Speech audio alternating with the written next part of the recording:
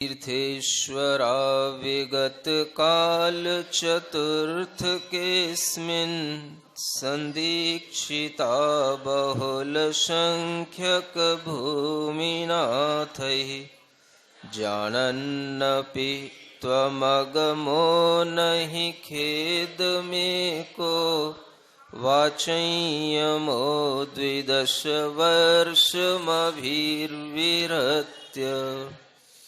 इस चतुर्थ काल में जितने पहले जो तीर्थेश हुए, कई कई राजाओं के संग दीक्षित हो तप त्याग किए। आप जानते थे यह भगवन, फिर भी आप न खेद किए। मौन धार कर एकाकी हो 12 वर्ष विहार किए। भगवान महावीर स्वामी के बारे में आप बहुत कुछ अवगत हैं। यहाँ पर भगवान की स्तुति करते हुए इस वर्धमान स्तोत्र में यह स्तुति पर टाइटल लिखा हुआ है, दीक्षा प्रदायी स्तुति। समझ आ रहा है? इस स्तुति के इस काव्य को पढ़ने से आपके अंदर दीक्षा के वैराग्य के परिणाम आ सकते हैं। डर तो नहीं लग रहा? भगवान महावीर स्वामी की आराधना करते हो तो वैराग्य से और दीक्षा से कभी भी डरना नहीं चाहिए।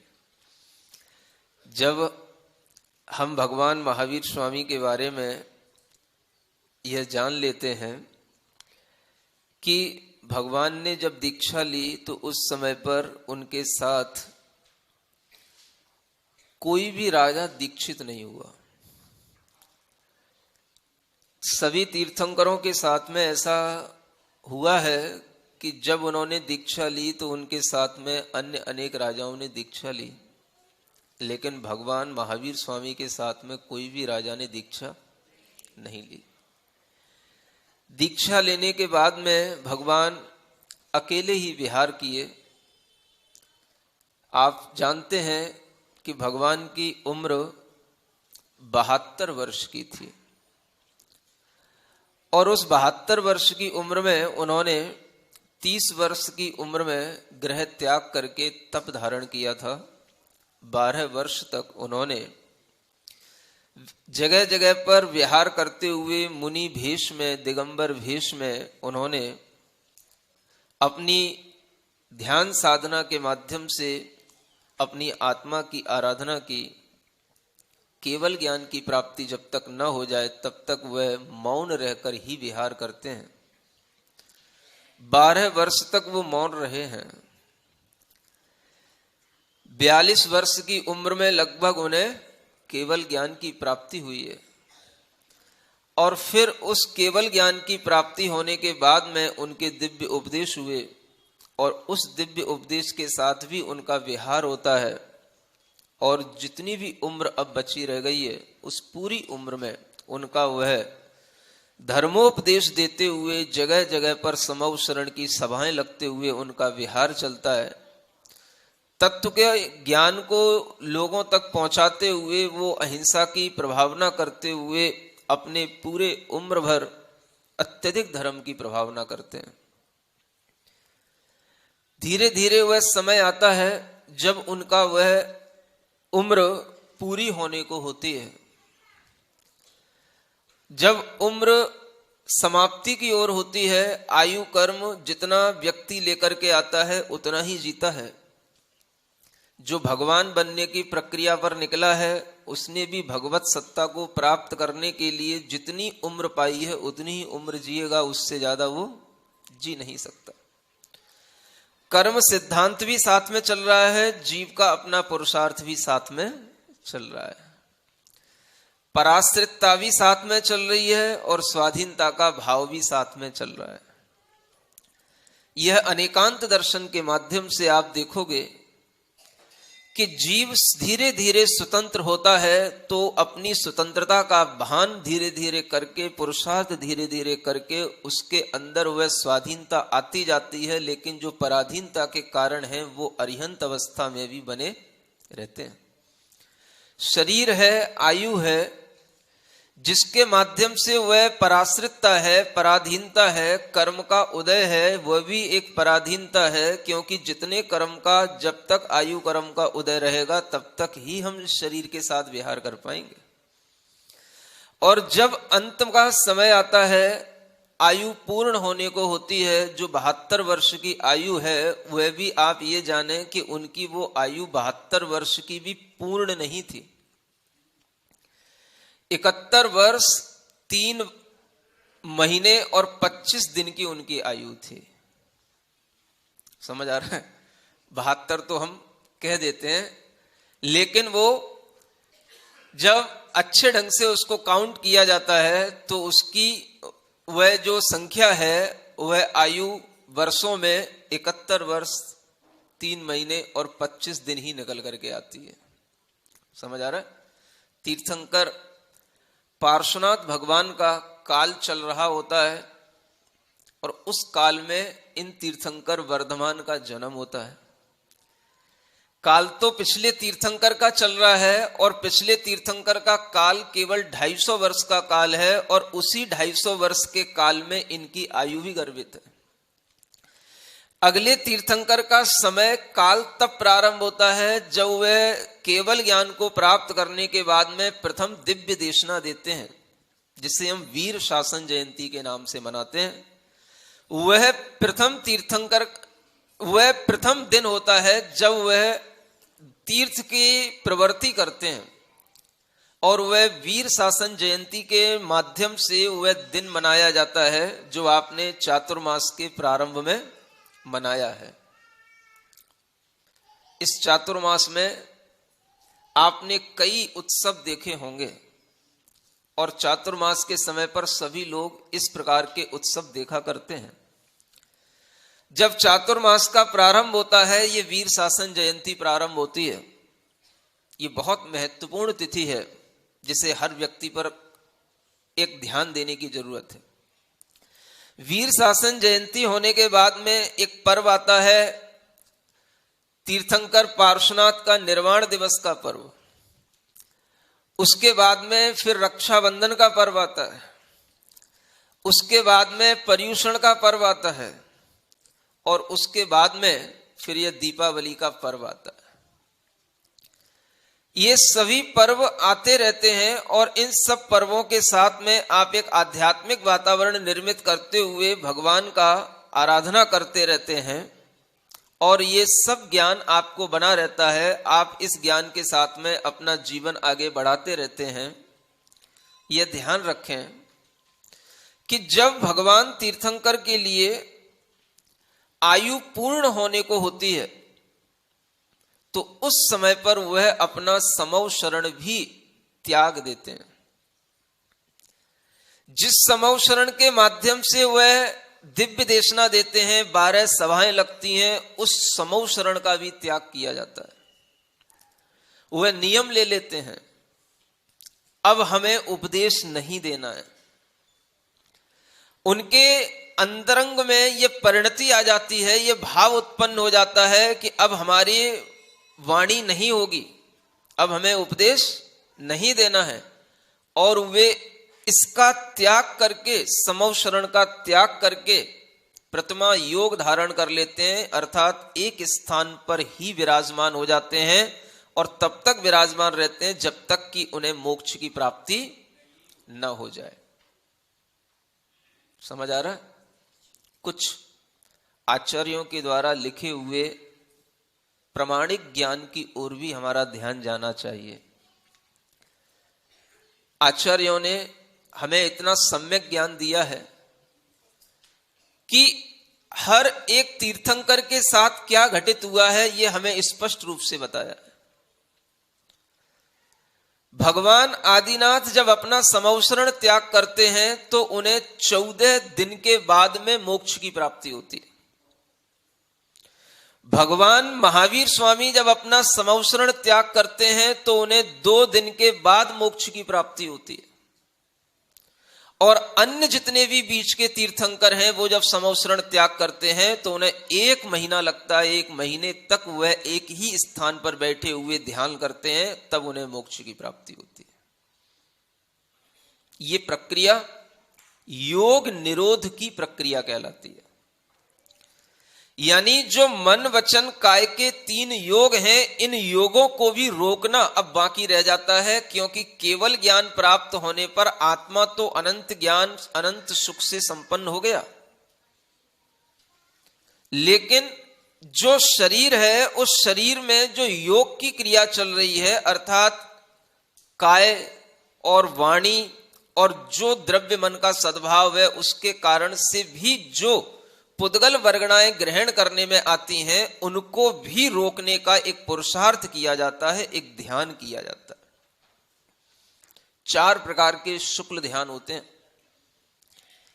दूसरे शुक्ल ध्यान के माध्यम से केवल ज्ञान की प्राप्ति होती है, अरिहंत अवस्था प्राप्त हो जाती है। फिर अरिहंत बनने के बाद में जब आयु लास्ट में केवल एक अंतर मुहूर्त बाकी रह जाती है, तब वह ध्यान तीसरा शुक्ल ध्यान की प्रक्रिया प्रारंभ होती है, और उसके माध्यम से इन योगों को संकुचित किया जाता है, जिसे योग निरोध कहते हैं। योगों को रोका जाता है। थोड़ा शांति बनाए रखें। योगों को रोकने के बाद में फिर उन योगों को इतना रोका जाता है कि वह केवल मनोयोग भी शांत हो जाता है, वचन योग भी समाप्त हो जाता है, काय योग में भी बादर योग शांत हो जाता है, केवल सूक्ष्म काय योग रह जाता है, सूक्ष्म।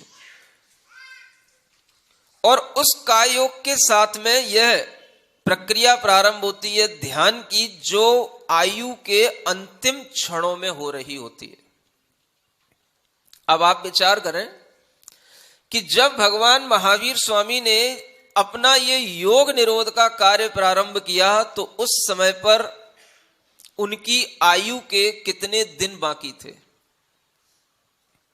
कितने दिन बाकी थे? समझ आ रहा है? 2 दिन बाकी थे। और वह जो उन्होंने प्रारंभ किया तो ये स्पष्ट है, उनका निर्वाण हुआ 14 की, ये जो कार्तिक कृष्णा चतुर्दशी आने वाली है, उस कार्तिक कृष्णा चतुर्दशी की रात्रि के अंतिम समय पर, मतलब रात्रि का अभाव हो रहा है, रात्रि जा रही है और बस अगला दिन लगने वाला है, अमावस्या का दिन प्रारंभ हो रहा है। रात्रि का अवसान और दिन का प्रारंभ। रात्रि का जब अवसान होता है तब भी रात्रि जैसा ही वातावरण रहता है, दिन प्रारंभ नहीं हुआ है, सूर्य उदय तो बाद में होगा। उससे पहले जो प्रभाती होती है, उससे भी पहले, जिसे प्रत्यूष वेला कहा जाता है, उस प्रत्यूष वेला में प्रभाती के समय का भी प्रारंभ इस बिंदु जहां पर रात्रि का अंत हो रहा हो, उस समय पर भगवान को निर्वाण की प्राप्ति हुई। बच्चों जाओ वहां बैठो। उस समय पर उन्हें निर्वाण की प्राप्ति हुई। तो अब आप अंदाज लगाएं कि उनके लिए एक 13 का दिन, एक 14 का दिन, समझ आ रहा है? ये 2 दिन उनके लिए मिले और 2 दिन तक वह बिल्कुल प्रतिमा योग धारण करके बिल्कुल अपने सभी प्रकार के मन वचन काय की क्रियाओं को रोक करके भगवान एक स्थान पर विराजमान हो गए। और वो स्थान कौन सा था? पावापुरी के पद्म सरोवर का मध्य का स्थान है वह। ये सब जानकारी हमें शास्त्रों में बिल्कुल स्पष्ट रूप से लिखी हुई मिलती है। 13 का दिन जब उन्होंने समव शरण को छोड़ दिया, जब उनके लिए समव शरण का त्याग हो गया, समझो कितना बड़ा उन्होंने त्याग किया, जिस समव शरण को एक बहुत बड़ा वैभव कहा जाता है। जो समव शरण अपने आप में एक बहुत बड़ी लक्ष्मी का प्रतीक होता है, बहुत बड़े ऐश्वर्य का प्रतीक होता है, उस ऐश्वर्य का उन्होंने त्याग कर दिया। और उस त्याग के साथ में जब यह देखा गया कि भगवान ने इतना बड़ा समौसरण छोड़ दिया, तो लोगों ने उस दिन को धन्य कहा कि ये भगवान अब मोक्ष जाने वाले हैं, इसलिए इन्होंने अब अपने लिए बोलना भी बंद कर दिया है। तो वह त्रयोदशी का दिन, तेरस का दिन धन्य धन्य के रूप में प्रचलित हो गया कि धन्य तेरस जो आज भगवान ने इतना बड़ा अपने अंदर संकल्प ले लिया। वह धन्य तेरस थी जो धन्य तेरस धीरे धीरे धनतेरस में बदल गई। धीरे धीरे तो बहुत कुछ बदल जाता है, आदमी के भाव बदल जाते हैं, माहौल बदल जाता है, विचार बदल जाते हैं, क्रियाएं बदल जाती हैं, शब्द भी बदल जाते हैं।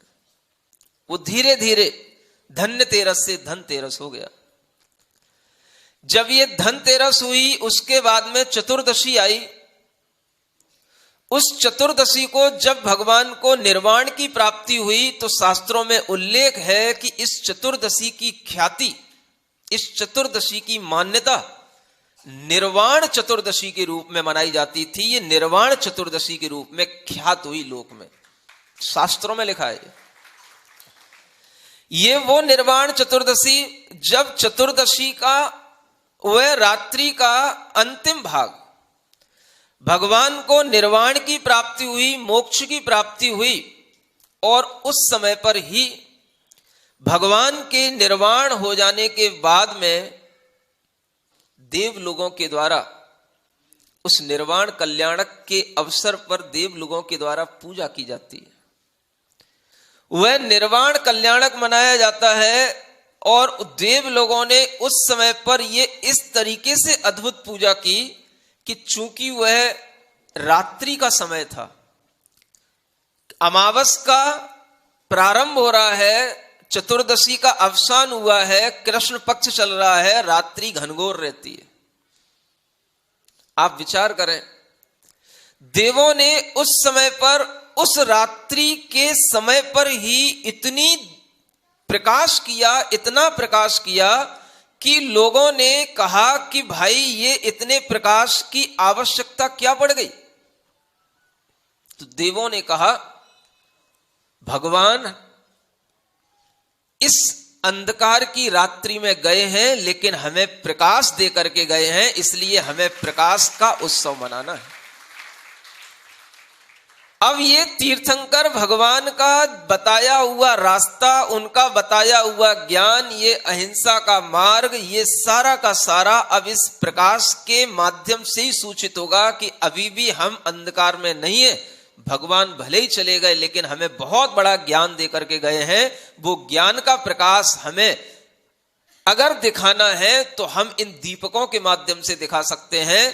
तो देवों ने ऐसा वातावरण बना दिया कि केवल वह पावापुरी नहीं, चारों ओर पूरे आकाश में वह दीपों का ही प्रकाश दिखाई दे रहा था। यह बात हरिवंश पुराण में आचार्य जिनसेन महाराज ने लिखी। दुनिया दीपावली मनाती है, लेकिन दुनिया में किसी को नहीं मालूम कि दीपावली का सही पर्व का क्या अर्थ है और ये दीपावली का प्रारंभ कहां से हुआ है। लोग इसको बाद में अपनी अपनी भावनाओं से, अपने अपने प्रसंगों के अनुसार जोड़ने लगे। आर्य समाज के लोगों ने स्वामी दयानंद सरस्वती के स्वर्ग सिधारने के कारण से दीपावली मनाई जाती है, ऐसा एक भाव प्रचलित किया। सिखों की समाज में छठवें गुरु हरगोविंद सिंह के स्वर्ग सिधारने पर यह दीपावली मनाई जाती है, ऐसा प्रचार किया। हिंदू समाज में रामचंद्र जी अयोध्या आए या उनका राज्य तिलक हुआ, इस कारण से यह दीपावली मनाई जाती है, ऐसा प्रचार किया। कई जगहों पर लिखा है कि विष्णु जी ने 13, 14, 15 और एकम इन 4 दिनों के लिए प्रसन्न होकर के ये सब लोगों से कहा कि राजा बलि की दानवीरता से हम प्रसन्न हुए हैं, इसलिए इन 4 दिनों में उत्सव करो। एक जगह लिखा है कि यमराज ने कह दिया कि इन 4 दिनों में जो उत्सव करेगा उसके लिए कभी अकाल मृत्यु नहीं होगी। ये सब वो रेफरेंस बता रहा हूं जो शास्त्रों में जगह जगह पर बिखरे पड़े हैं, चाहे वो जैन हो चाहे अजैन हो। अब इन रेफरेंसों के तहत हम आपको कुछ बताना चाह रहे हैं। ये जितने भी रेफरेंस हैं, अगर आप देखें दयानंद सरस्वती या हरगोविंद सिंह, ये तो सब बहुत बाद के रेफरेंस हो गए, क्योंकि अगर उनके कारण से भी दीपावली मनाई जाती है तो ये तो बहुत बाद की बात हो गई। दीपावली की प्रथा तो भगवान महावीर स्वामी के निर्वाण से जुड़ी हुई है। ये सबसे प्राचीन रेफरेंस है। जैन अजैन भारत और भारत के बाहर के विद्वानों ने खोजे की हैं। एक इंसाइक्लोपीडिया बना हुआ है, encyclopedia of religion and ethics, internet पे ढूंढना। 1912 का एक आर्टिकल है स्टीवेंसन का, जिसमें इस दीपावली के पर्व की ऐतिहासिकता की खोज की गई है। और उस ऐतिहासिकता के वर्णन में यह पाया गया कि जितने भी रेफरेंस मिलते हैं, कहीं पर भी यह स्पष्ट नहीं होता है कि यह दीपावली इस कारण से मनाई जाती है। जैनों के अलावा अन्यत्र जितने भी शास्त्र हैं उनमें अगर कहीं पर कोई प्रामाणिक रेफरेंस मिलता है और जो सबसे प्राचीन हो तो वह केवल जैनों के साहित्य में मिलता है। श्वेतांबर संप्रदाय में कल्प सूत्र हैं, उनमें दीपावली का स्पष्ट उल्लेख मिलता है। और दिगंबर संप्रदाय में 7वीं शताब्दी के आचार्य जिनसेन हरिवंश पुराण में दीपावली शब्द के साथ भगवान के निर्वाण कल्याणक का वर्णन करते हुए कि उन्होंने ये श्लोक लिख दिया, ततस्तु लोके प्रतिवर्ष मादरात प्रसिद्ध दीपावलिया तु भारते। प्रतिवर्ष भगवान के निर्वाण कल्याणक के उपलक्ष्य में आदर के साथ में यह दीपावली मनाई जाती है। यह श्लोक में लिखा हुआ है हरिवंश पुराण में। अगर हम प्राचीनता की अपेक्षा से देखें, शास्त्रों के प्रमाणिकता की अपेक्षा से देखें, तो आपको केवल जैन शास्त्रों में ही दीपावली के वर्णन का स्पष्ट उल्लेख मिलेगा। हिंदू समाज में कहा जाता है कि भगवान राम के अयोध्या आने पर या उनके राज्य तिलक पर यह दीपावली मनाई जाती है, लेकिन किसी भी पुराण में यह स्पष्ट उल्लेख नहीं है। हिंदुओं के भी यहां किसी पुराण में कोई स्पष्ट उल्लेख नहीं है। अब आप इससे किस नतीजे पर पहुंच रहे हैं और विद्वान लोग किस नतीजे पर पहुंचे, वो मैं आपको बता रहा हूं। अगर दयानंद सरस्वती और कोई भी की बात है जिनका काल बहुत बाद का है, तो वो तो बहुत बाद की बात हो गई, लेकिन दीपावली तो उससे पहले ही प्रचलित थी। लोगों ने, इसका मतलब है फिर अपने अपने संप्रदाय के अनुसार दीपावली को अपने अपने गुरुओं और अपने अपने आराधकों के अनुसार उसको जोड़ लिया। दीपावली का संबंध किस विषय में अगर हमें प्राचीनता के साथ में मिलता है, तो इस विषय में केवल हमें जैन शास्त्रों में ही उपलब्ध होता है। और यह जैन शास्त्रों में लिखा हुआ स्पष्ट उल्लेख है कि 13 के दिन भगवान ने जब ये समौ शरण का त्याग किया, चतुर्दशी की अंतिम रात्रि में वह निर्वाण को प्राप्त हो गए, तो वहां पर दीपावली का प्रचलन हुआ, दीपावली मनाई गई। माने दीपावली का संबंध भगवान के निर्वाण से है। और जब भगवान के निर्वाण से है, तो जिस समय पर निर्वाण कल्याणक मनाया गया, आपको दीपावली उसी समय पर मनानी चाहिए। जैन लोग अनेक अजैन समुदाय के साथ में रहते हैं, इसलिए वो धीरे धीरे अपनी सत्यता, अपनी प्रामाणिकता, अपने ज्ञान को भूलते चले जाते हैं। और वो धीरे धीरे जो कुछ भी प्रचलित होने लग जाता है, उस प्रचलन के अनुसार अपनी मान्यता ढालते चले जाते हैं। धीरे धीरे ये सब चीजें प्रचलित होने लगी। जिस समय पर भगवान का निर्वाण कल्याणक हुआ, आप देखें उस समय पर सब एक थे। जिस वैशाली गणतंत्र में जहां पर भगवान का मोक्ष हुआ था वो गणतंत्र कहलाता था, वहां के पर प्रजातंत्र चलता था, राजाओं का राज्य नहीं था उसमें। वह वैशाली गणतंत्र एक ऐसा गणतंत्र था जहां के राजा लोग आपस में उस गणतंत्र को बना करके रखते थे, और उन राजाओं के अंदर भी वह गणतंत्र एक प्रजा की व्यवस्था के रूप में उपस्थित था। उस समय के राजा लिच्छवी राजा, मल्ल राजा कहलाते थे, और वो सारे के सारे राजा उस समय पर उपस्थित थे, और उन सब राजाओं ने एक साथ पूरे लोक में इस तरीके से दीपावली मनाने का ये आयोजन किया कि भगवान के निर्वाण कल्याणक पर अगर देव लोग दीपोत्सव कर सकते हैं तो क्या हम मनुष्य नहीं कर सकते। तो सब राजा लोगों ने मिलकर के पूरी प्रजा के साथ में दीपोत्सव की प्रक्रिया प्रारंभ की। समझ आ रहा है? ये दीपोत्सव कब होना चाहिए, स्पष्ट सुनो। इसका संबंध अगर भगवान महावीर स्वामी के निर्वाण कल्याणक से है तो आपको ये दीपोत्सव निर्वाण कल्याणक के समय पर ही करना चाहिए। लेकिन आप कब करते हो, क्यों करते हो, वो भी अभी बताऊंगा धीरे धीरे। हमारा ये कहना है, अभी तक जितनी भी आपके अंदर ज्ञान चले आ रहे हैं, हमने भी कभी इस तरीके के खोजपूर्ण तथ्यों को कभी पहले संजोया नहीं, जो पहली बार हमने यहां पर संजोया और आपको मैं बता रहा हूं। मुझे यह समझ में आया कि आपको ये मान्यता अपने अंदर बिठानी चाहिए कि दीपावली अगर हम निर्वाण कल्याणक के लिए मना रहे हैं तो वह निर्वाण कल्याणक जिस समय पर होता है हमें दीपावली उसी समय पर मनानी है। पहली बात ये मुख्य है, इस बात को भुलाना नहीं है। अगर हम गलत हो रहे हैं तो हमें अपने आप को सुधारना है। आचार्य जिनसेन महाराज ने लिखा है कि उस समय पर पूरा लोक दीपावली मनाने लगा और प्रतिवर्ष मनाने लगा।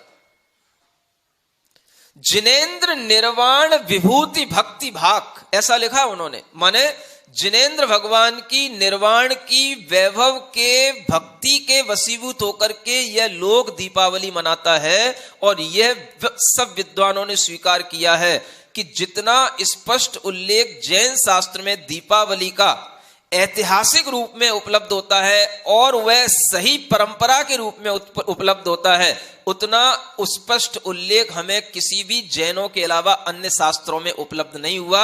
ये encyclopedia of religion and ethics में पहले आर्टिकल लिखे जा चुके हैं, उनकी खोज करके आप पढ़ लेना। 1912 के लिखे हुए आर्टिकल के आधार पर आपको बात कर रहा हूं। समझ आ रहा है? अब देखो क्या हुआ। पुराण हैं, हिंदुओं के भी बहुत सारे पुराण हैं। उनमें एक पुराण है, हिंदुओं के यहां पर भी एक पद्म पुराण आता है, एक भविष्यत पुराण है, एक वराह पुराण है। इन पुराणों में इस समय पर अनेक तरह के उत्सव मनाने के बारे में लिखा हुआ है। 14 के दिन उत्सव मनाना, अमावस्या के दिन उत्सव मनाना। लेकिन एक बहुत अच्छी बात लिखी हुई है कि ये जो अमावस्या के बाद में एकम आती है, प्रतिपदा, जिसको हम क्या बोलेंगे, कार्तिक शुक्ला का पहला दिन, जिसे हम प्रतिपदा कहते हैं। लिखा है कि इस प्रतिपदा पर भी आपको उत्सव मनाना चाहिए। जैसे चैत्र शुक्ला की प्रतिपदा पर उत्सव मनाया जाता है, वर्ष की शुरुआत होती है तो वहां पर उत्सव मनाया जाता है, वैसे ही इस प्रतिपदा पर भी उत्सव मनाना चाहिए। ये हिंदू पुराणों की बात बता रहा हूं आपको। अब क्यों मनाना चाहिए ये नहीं लिखा, लेकिन एक रेफरेंस मिला। एक वामन पुराण है हिंदुओं के यहां, उस वामन पुराण में इस प्रतिपदा का नाम दिया गया है वीर प्रतिपदा। क्या कहा गया, सुन रहे हो? वीर का मतलब क्या? वीर भगवान की यह प्रतिपदा है। वीर भगवान की प्रतिपदा कैसे हो गई? भगवान का निर्वाण हुआ, एक दिन बाद ही अगले ही दिन से वह निर्वाण का वर्ष शुरू हो गया।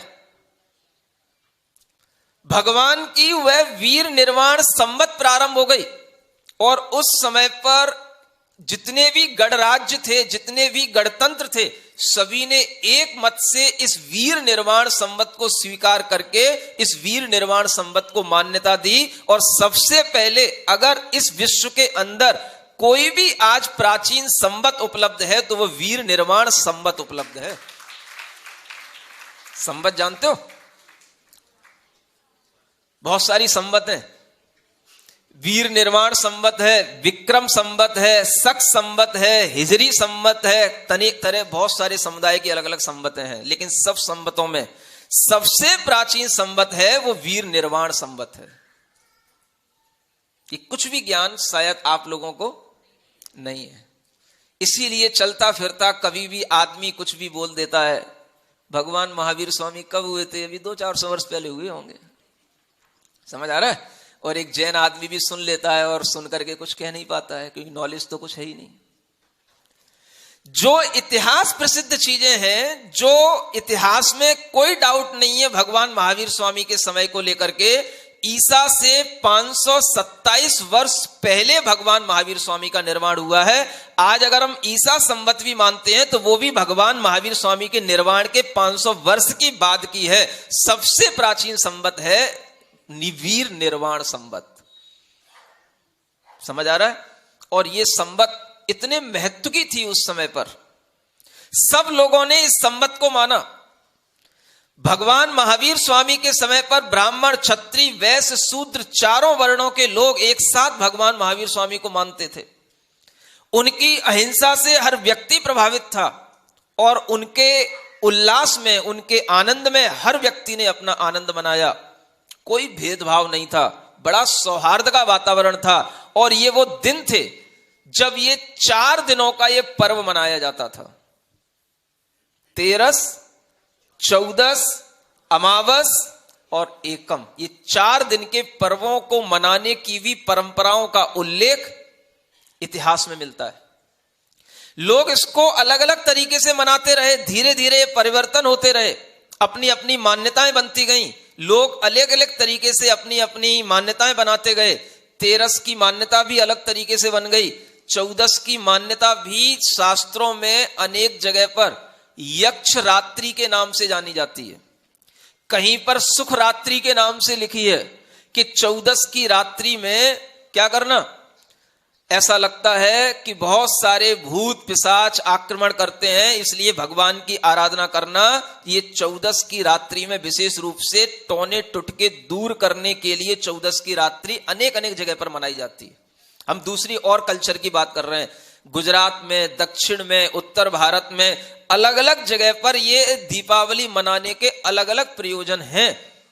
लेकिन कोई भी वास्तविकता के साथ में, शास्त्रीय प्रमाणिक उल्लेख के साथ में और इस बात के साथ में कि हाँ ये प्रयोजन हमारा पारंपरिक रूप से चला आ रहा है, ऐसा कोई भी उल्लेख किसी के पास उपलब्ध नहीं है। वीर निर्वाण संवत सबसे प्राचीन संवत, आपके लिए इसका कोई महत्व नहीं है। जबकि ईसा संवत से भी ज्यादा महत्व आपको इस वीर निर्वाण संवत का देना चाहिए। इतना तो मालूम होना चाहिए कि ईसा से, इसको बीसी बोला जाता है, 527 बीसी माने बिफोर क्राइस्ट। जब 527 वर्ष पहले भगवान महावीर स्वामी का निर्वाण हुआ, अगर हम विक्रम संवत के अनुसार देखते हैं तो ये 470 वर्ष पहले बनती है। विक्रम से 470 वर्ष पहले भगवान महावीर स्वामी का निर्वाण हुआ। और शक संवत के अनुसार देखते हैं तो 605 वर्ष 5 महीने पहले भगवान महावीर स्वामी का निर्वाण हुआ। समझ लो इन सब संवतों से प्राचीन ये वीर निर्वाण संवत है। इतना तो हमको आना चाहिए कि आज हम 2019 2020 की ओर जा रहे हैं। समझ आ रहा है? ये वीर निर्वाण संवत नहीं है, ये क्राइस्ट संवत है, ईसा संवत है। इसके प्रभाव में हम अपने वीर निर्वाण संवत को ही भूल गए। कम से कम हमारी भावनाओं में इन दीपावली के दिन और वीर निर्वाण उत्सव के दिन ये भाव आना चाहिए कि अब ये वीर निर्वाण संवत बदल रही है, हमारे लिए यह केवल भगवान महावीर स्वामी का ही निर्वाण दिवस नहीं है, अगला दिन हमारे लिए वीर निर्वाण दिवस यानी वीर निर्वाण संवत का परिवर्तन होने पर नए वर्ष की शुरुआत के रूप में यह दिन मनाना चाहिए हमको। क्या समझ आ रहा है? यह नए वर्ष की शुरुआत है जैनियों के लिए। कोई भी प्राचीन तथ्यों की जानकारी नहीं, कोई भी प्राचीन तथ्यों के अनुसार ज्ञान काम नहीं कर रहा और सब काम ऐसे चल रहे हैं अज्ञानता में। वीर निर्वाण संवत का महत्व भूल गए, वीर शासन जयंती का महत्व भूल गए, जबकि ये सबसे महत्वपूर्ण तिथियां हैं। मैं कहता हूं कि आपको वीर शासन जयंती भी मनाना चाहिए अच्छे ढंग से, जिस तरीके से महावीर जयंती मनाते हो उससे भी ज्यादा महत्व वीर शासन जयंती का है। और वीर निर्वाण इस संवत के परिवर्तन पर भी आपको आनंदित होना चाहिए और यह भी वर्ष का एक नया वर्ष का दिन है, ऐसा आपको कम से कम लोगों को बताना चाहिए कि 2545 बीतने वाले हैं और 2546वां लगने वाला है। ऐसा ही है ना? क्या समझ आ रहा है? कितने वर्ष हो गए भगवान को निर्वाण हुए? इतना तो मालूम होना चाहिए। 2545वां वर्ष चल रहा है ये। अगली दीपावली पर ये 46वें वर्ष में बदल जाएगा। 2500 माने 2546 वर्ष हो गए। क्या समझ आ रहा है? 2545 वर्ष गुजर गए, 46वां लगने वाला है। और चलता फिरता आदमी मुंह उठा करके बोल देता है भगवान महावीर स्वामी 100-200 वर्ष पहले हुए होंगे। 200-400 वर्षों का धर्म है। समझ आ रहा है? ये तो अंतिम तीर्थंकर की बात है। अगर भगवान आदिनाथ के बारे में बताने लगेंगे तो चक्कर खा के गिर पड़ोगे। हाँ, मुंह बा जाओगे। हाँ, मुंह बाना बोलते ना। हाँ ऐसा इतना बड़ा काल। ये सोचने की कोशिश करो, ये हमारे बच्चों की नॉलेज में होना चाहिए, हर व्यक्ति की नॉलेज में होना चाहिए कि ये कौन सा वीर निर्वाण संवत चल रहा है। ये सबके ध्यान में रहना चाहिए। जब आपको ये ध्यान रहेगा, इसकी आप चर्चा करोगे, लोगों के बारे में इसकी जानकारी रहेगी, तो कोई भी आदमी कम से कम भगवान महावीर स्वामी से भी नापेगा तो इतना तो समझेगा ये 2500 वर्ष हो गए हैं इस दीपावली को मनाते हुए और भगवान महावीर स्वामी की आराधना करते हुए इन जैनियों को। 2500 वर्ष लगातार। और ये शास्त्रीय प्रमाण से चला आ रहा है। 7वीं शताब्दी में ही जब जिनसेन महाराज ने लिख दिया हरिवंश पुराण में, तो समझो उस समय पर भी ये पूरा लोक एक साथ ही दीपावली मनाता था।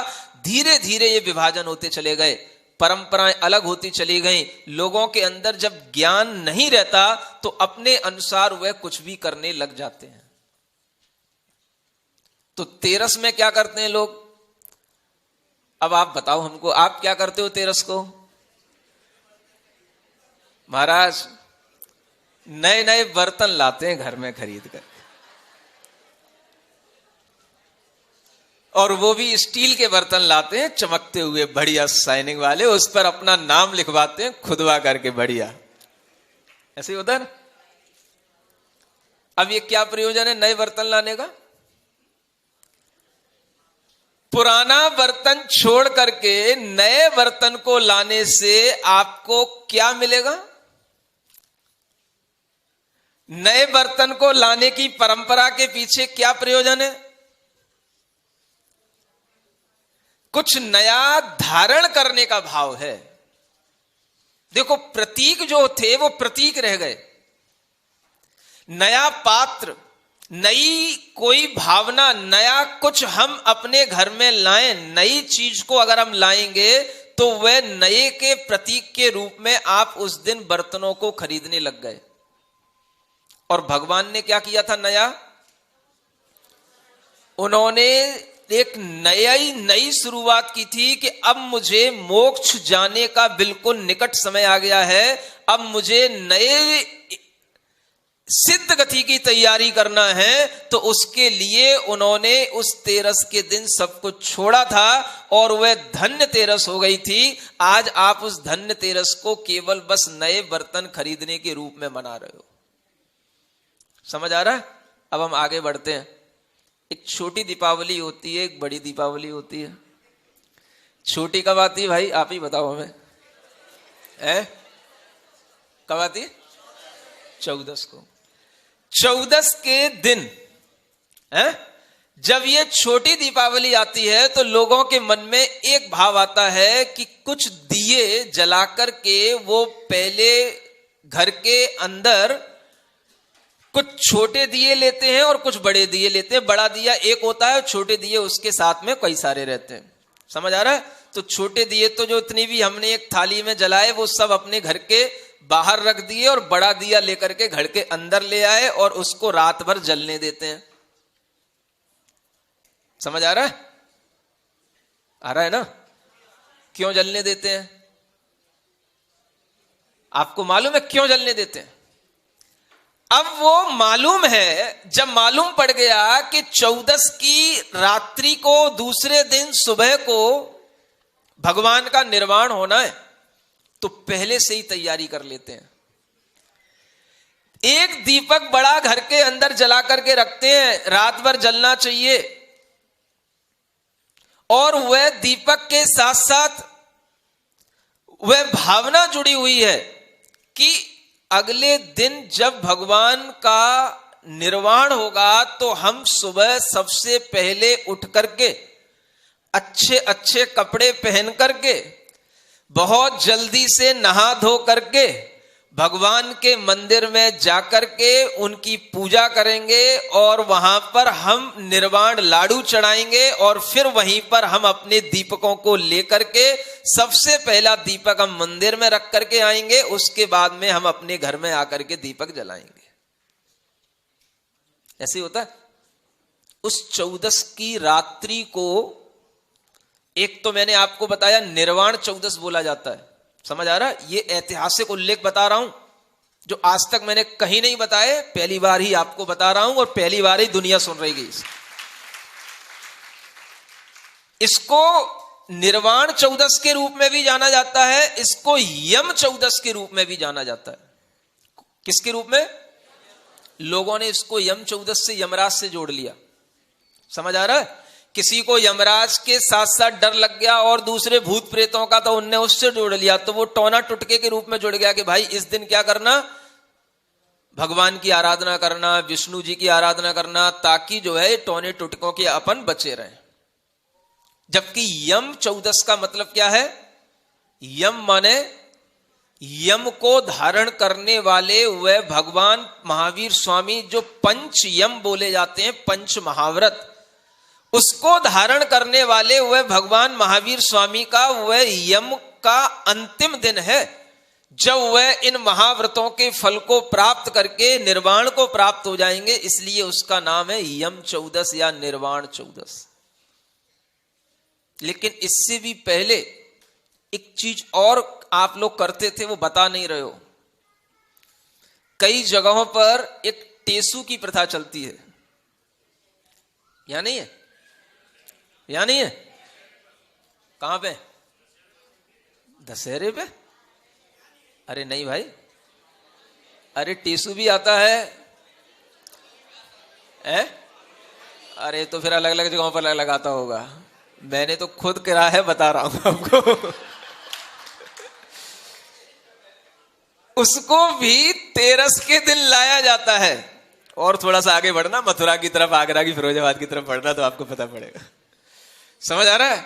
उसको भी लाया जाता है और उसको भी बाद में 2 दिन तक घर में रखा जाता है और फिर दीपावली के दिन उसमें भी पटाखा लगा के उसको भी फोड़ दिया जाता है।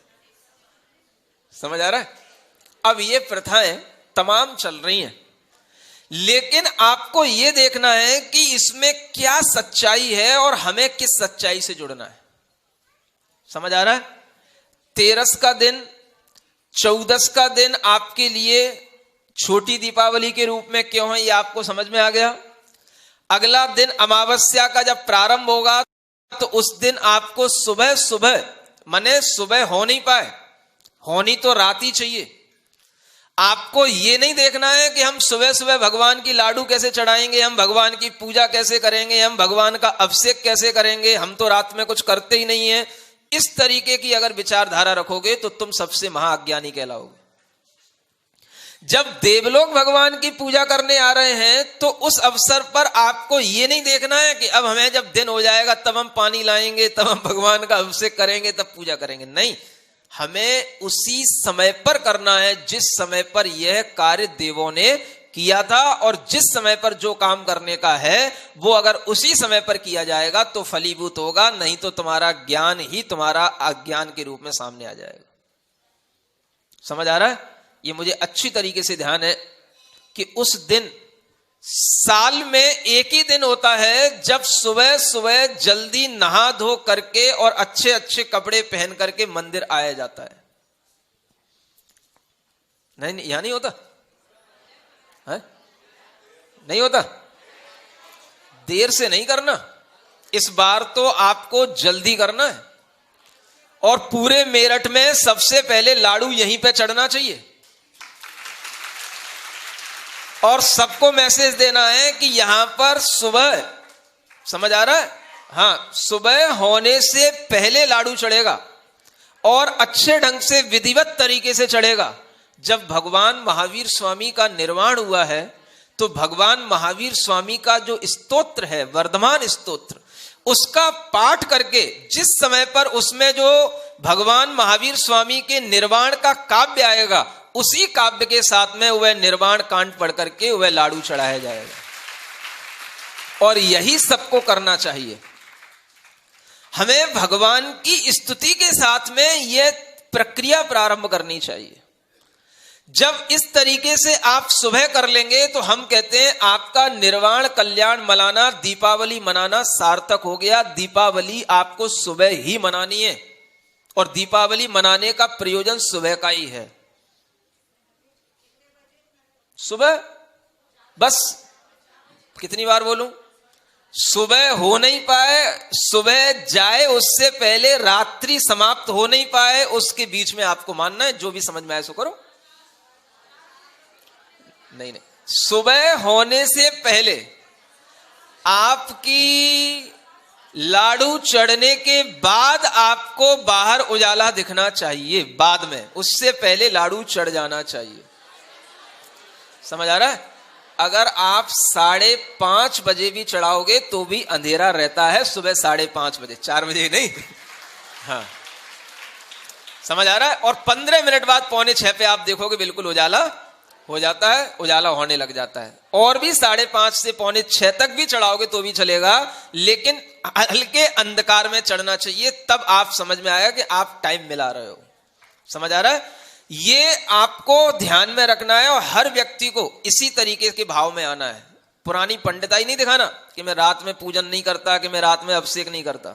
समझ आ रहा है? ये पंडिताई एक दिन के लिए अपने घर पर रख देना।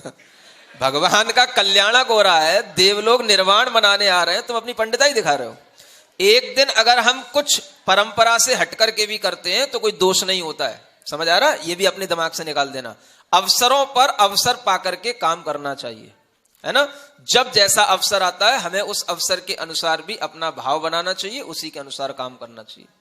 तो ये आपसे कह रहा था कि देखो ये कैसा 4 दिन का ये उत्सव का पर्व है।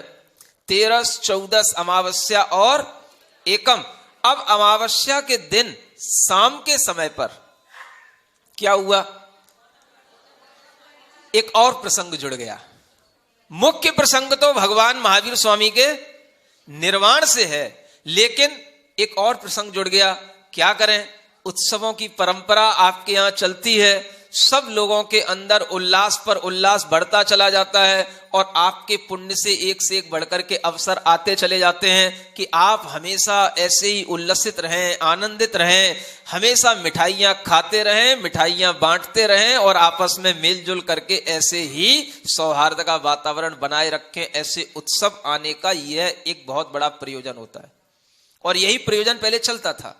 आप देखो, इस दिन दीपावली के दिन सभी लोग शाम को मिलते थे। आपस में भाईचारे की तरह व्यवहार करते थे, गले भी मिलते हैं।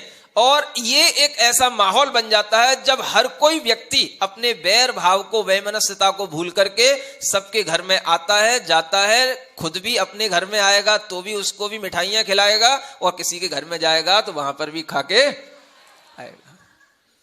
समझ आ रहा है? अब होता है कि नहीं होता? कुछ होता है। थोड़ा बनाए रखो आपस में ही, घर घर के ही लोग नहीं, कोई भी घर वाला किसी के घर में पहुंच जाए, क्या समझ आ रहा है, उसको मिठाई खाने को मिलना चाहिए, है ना। ऐसा वातावरण पारस्परिक प्रेम का, यह उल्लास का वातावरण इस दिन आता है।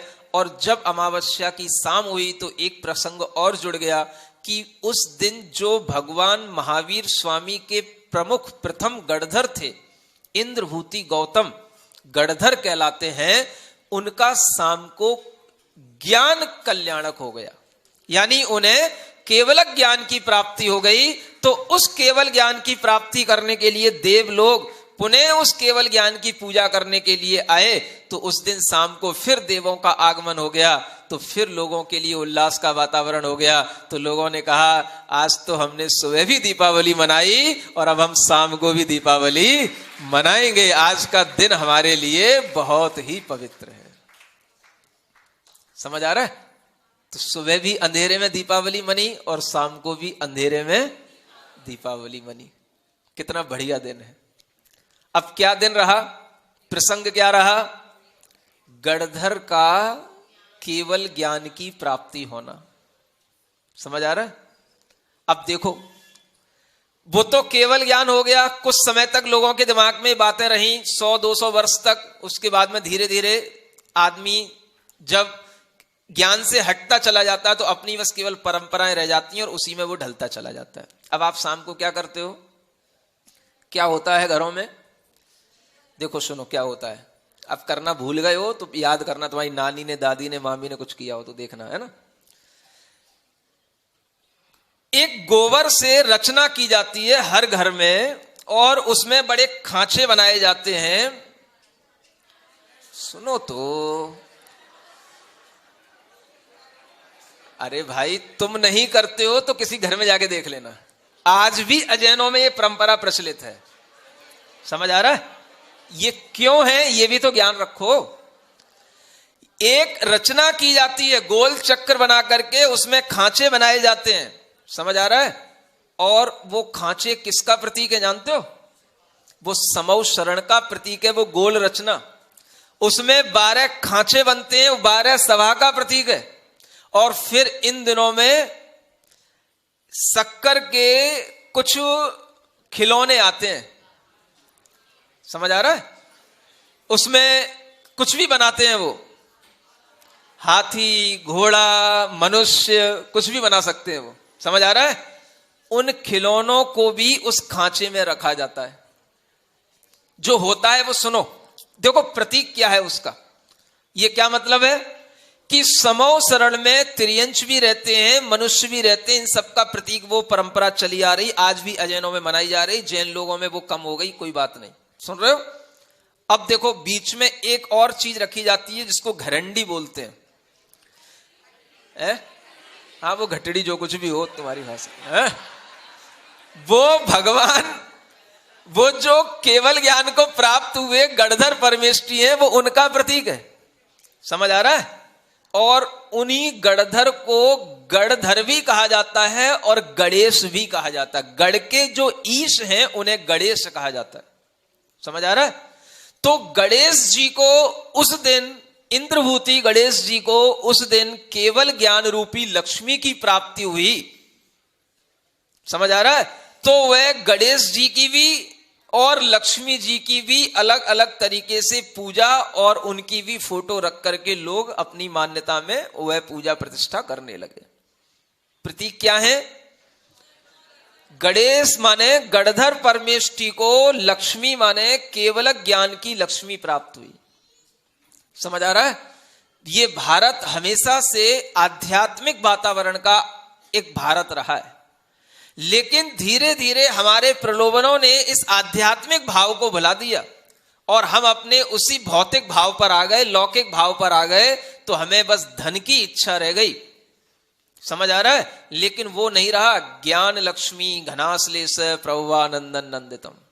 समझ आ रहा है? वो ज्ञान लक्ष्मी की उन्हें प्राप्ति हुई, केवल ज्ञान लक्ष्मी की प्राप्ति हुई, वो हम भूल गए। और उस दिन हम जो है क्या करने लगे कि इस तरीके से ये सब करके शाम को घर में भी पूजा होने लगी। और उसी दिन ये भी किया जाता है कि नए बही खातों पर नया अंकन करके, समझ आ रहा है, पुराने बही खाते तेरस के दिन ही लेखा जोखा पहले समाप्त कर दिया जाता था, नए बही खाते बनाए जाते थे। और उन नए बही खातों पर आज भी अगर आपको अपनी दुकानों में नए बही खाते रखना हो तो रख लेना, कोई बात नहीं। लेकिन आपको ये मान करके कि ये नए बही खाते वीर निर्वाण संवत के प्रारंभ होने के कारण से इस नए वर्ष के उपलब्ध में हम ये नए बही खातों को आगे बढ़ाएंगे। अब हम अपना नया व्यापार नए ढंग से आगे चलाएंगे।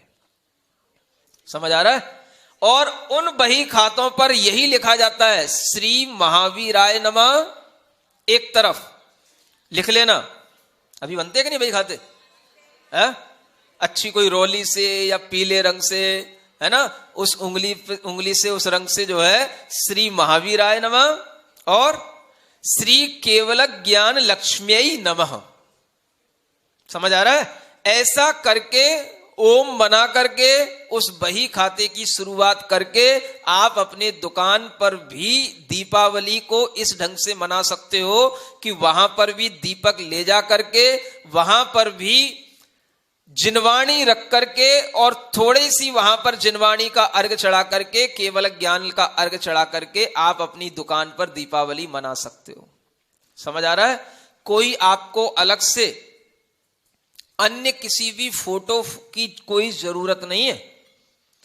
जिनवाणी केवल ज्ञान ही आपके लिए सबसे बड़ी चीज है। और घर पर भी यदि आपको शाम को दीपावली मनाना है तो अपने सब परिवार के लोगों के साथ बैठ करके भगवान महावीर स्वामी की फोटो के समक्ष देव जिनवाणी रख करके और वहां पर अपने दिया, एक मंगल कलश ये रख करके, और वहां पर आपको वर्धमान भगवान का कोई भी स्तुति, चाहे वो पूजा के रूप में हो, चाहे महावीर अष्टक के रूप में हो, चाहे वर्धमान स्तोत्र के रूप में हो, आपको पूरे घर के साथ में मिलकर के वह घर में भी स्तुति का पाठ करना चाहिए। और उसके बाद में अपने आनंद के कार्यक्रम जो कोई भी होते हैं आपके, वो अपने कर लेना चाहिए। समझ आ रहा है? शाम को भी आप अपने घरों में यह स्तुति पाठ पढ़ करके इस दीपावली का, बड़ी दीपावली का अपने लिए प्रारंभ कर सकते हैं। क्योंकि ये गणधर परमेष्ठी से जुड़ी हुई ये घटना हो गई। और गणधर परमेष्ठी के केवल ज्ञान की जो 64 रिद्धियां होती हैं, उनके भी प्रतीक स्वरूप 16 दीपकों में 4-4 बातियां लगा करके वह 64 रिद्धियों के प्रतीक स्वरूप वह गणधर परमेष्ठी की आराधना शाम के समय पर अपने किसी अच्छे स्थान पर बैठ करके, सामने पाटा रख करके, सामने फोटो लगा करके यह स्थापना करके पूजा आराधना की जाती है। और ये आप कर सकते हो, इसमें कोई बुरी बात नहीं है। लेकिन ध्यान क्या रखना है? क्या ध्यान रखना है? ये किसके लिए की जा रही है? ये उत्सव गौतम गणधर को आज केवल ज्ञान शाम को प्राप्त हुआ, उसके लिए किया जा रहा है। समझ आ रहा है? फिर जो है मंदिर में भी आकर के शाम को कुछ दीपक लगाए जाते हैं, फिर अपने घर में भी लगाए जाते हैं। जो आप करते हो वही करो, लेकिन ये मूल बात जो सैद्धांतिक है उसे अपने ज्ञान में रखे रहो कि सुबह जो निर्वाण कल्याणक हुआ, वस्तुतः दीपावली का संबंध उस निर्वाण कल्याणक से है, शाम को केवल ज्ञान कल्याणक से है। लेकिन मुख्यतः उसमें भी हमें निर्वाण कल्याणक के सुबह के समय को ही देना है। समझ आ रहा है? तो आप सुबह भी दीपावली अपने घरों में जला सकते हो, अपने घरों में, मंदिरों में दीपावली का प्रयोग कर सकते हो। इस शास्त्रीय आधार पर हमने बताया आपको। समझ आ रहा है? जो कुछ भी चल रहा है वो अलग बात है, लेकिन जिन्हें प्रामाणिक ज्ञान की जरूरत होती है वो इस बात को सुने और इसी प्रवचन को लोगों को सुनाएं, ताकि लोगों के अंदर एक सम्यक ज्ञान की बात आए। जो लोग धीरे धीरे अपने लाइन से अलग हटते चले जाते हैं, उन्हें पुनः लाइन पर आना हो, ताकि उन्हें पता पड़े कि ये निर्वाण का कितना बड़ा महत्व है। अन्य जो कुछ भी परंपराएं हैं वो सब बाद की हैं। सबसे बड़ी परंपरा वीर निर्वाण महोत्सव के रूप में है, और वीर निर्वाण संवत की जानकारी भी हर बच्चे को होनी चाहिए। समझ आ गया? जैसे अपनी बर्थडे की जानकारी रहती है, अपना उम्र की जानकारी रहती है, ऐसे भगवान को निर्वाण हुए कितना टाइम हो गया? 2545 वर्ष हो गए, अब 46वां लगने वाला है। ठीक बात? इतनी जानकारी पर्याप्त? क्या का तारीख? देखो मैंने आपसे क्या किया, निर्वाण का संबंध किससे है? बस उसमें तो कहीं कोई विसंगति है ही नहीं है।